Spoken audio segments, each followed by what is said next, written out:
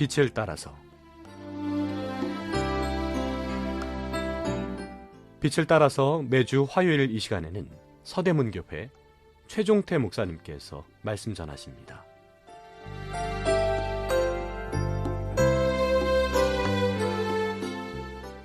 애청자 여러분, 안녕하십니까? 지난 시간에요, 영적 성장의 비결에 대해 계속 상고해 보겠습니다.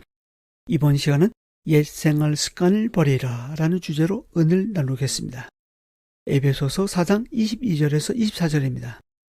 너희는 유혹의 욕심을 따라 썩어져가는 구습을 따르는 옛사람을 벗어버리고 오직 너희의 심령이 새롭게 되어 하나님을 따라 의와 진리의 거룩함으로 지음을 받은 새 사람을 입으라. 저 시작절에서 말하고 있는 구습은 옛 습관입니다. 다른 성경 버전에서는 옛 생활 습관으로 번역하고 있습니다. 옛 생활 습관은 유혹의 욕심을 따라 썩어져가는 옛 사람에 최적화되어 있습니다. 오늘 본문은 이런 옛 생활 습관을 버리라고 말씀합니다. 우리는 새로운 것을 받아들이기 위해 낡은 것을 버릴 줄 알아야 합니다.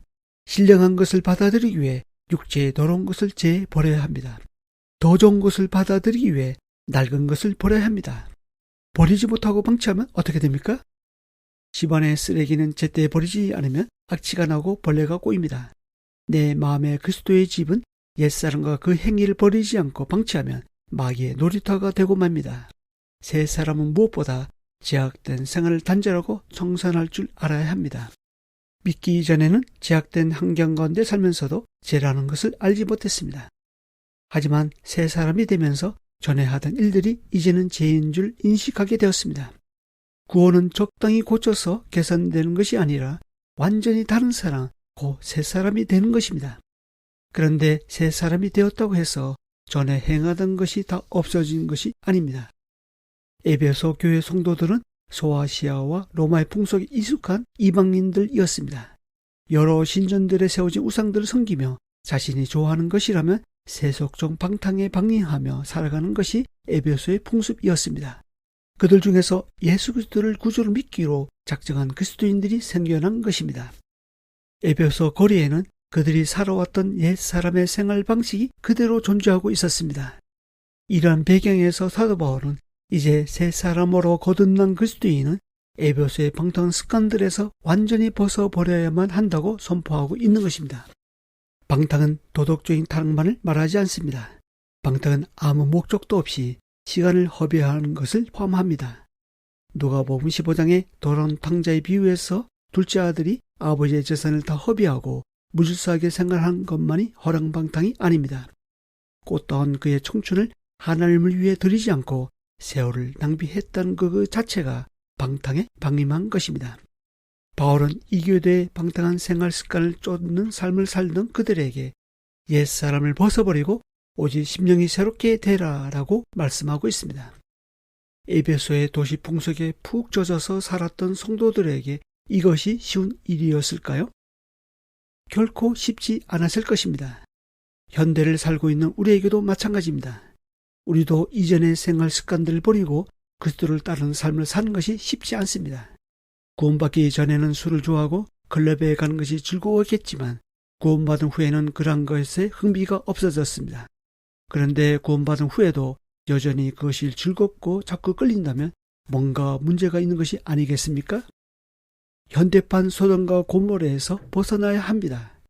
물론 우리 가운데 갈등이 있다는 것도 압니다. 그리스도처럼 살고 싶지만 잘 안 된다는 것도 압니다. 옛 생활 습관을 버리려고 하면 사도 바울처럼 오라 나는 공고한 사람이로다 라는 고민이 쌓이게 될 것입니다.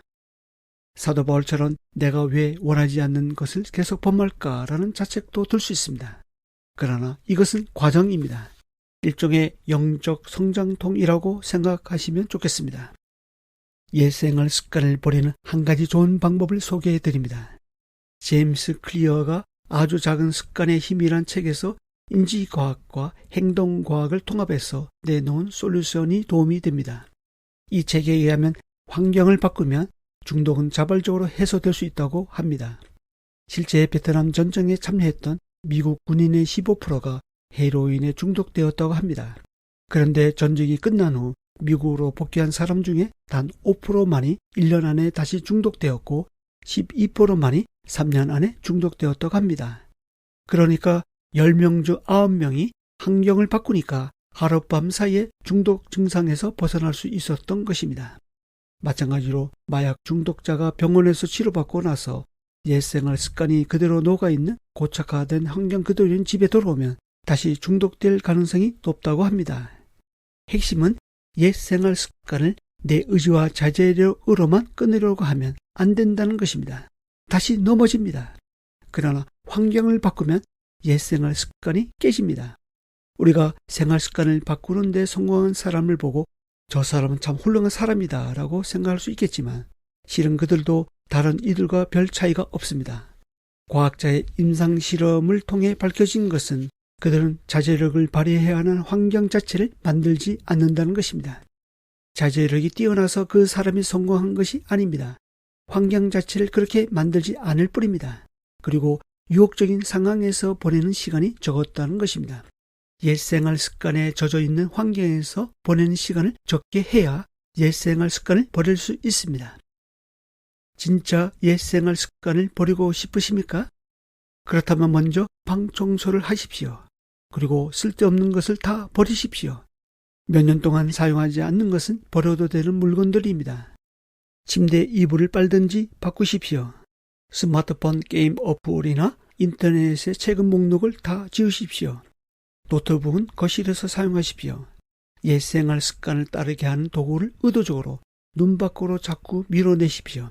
침대에 누워서 스마트폰을 하지 마시고 충전 어댑터는 손이 뻗어지지 않는 가능한 먼 곳에 두십시오. 대신 집에 있을 때 CCM이나 찬송, 극동방송을 듣는 습관을 기르십시오. 자신이 좋아하는 신앙서적을 사서 읽으십시오. 일기를 쓰거나 성경 필사를 하십시오. 잡념을 없애주는 데 효과적입니다. 오늘 본문 23절에서 옛생활 습관을 버리는 방법으로 먼저 오직 너의 심령이 새롭게 되라라고 권하고 있습니다. 새롭게 되다라는 말은 현재이면서 수동태입니다. 우리의 마음이 성령으로 새롭게 되는 것은 우리가 힘써서 되는 것이 아닙니다. 우리 스스로 하면 할수록 할 수 없는 자신을 발견할 뿐입니다.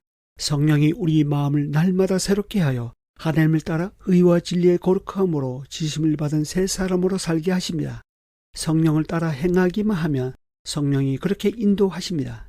새 사람은 성령을 따라 하나님을 따라 행하는 사람입니다. 이 방송을 듣고 계신 애청자 여러분, 그리스도께서 우리를 위해 고난을 받으시고 죽으신 이유는 다시는 옛사람의 습관을 쫓아 살지 않고 하나님의 뜻을 따라 살게 하기 위함입니다. 성경은 분명히 말씀합니다. 이방인의 뜻을 따라 행한 것은 지나간 때로 족하도다. 이제는 하나님을 따라 의와 진리의 거룩함으로 지심을 받은 새 사람을 입어야 할 때입니다. 예수의 이름으로 옛생활 습관을 버리겠다고 선포하십시오. 한 주간 옛생활 습관을 버리기 위해 환경을 바꿔보십시오. 그러면 실제로 많은 변화들이 일어날 것입니다. 다음 시간에 이어서 말씀드리겠습니다. 감사합니다.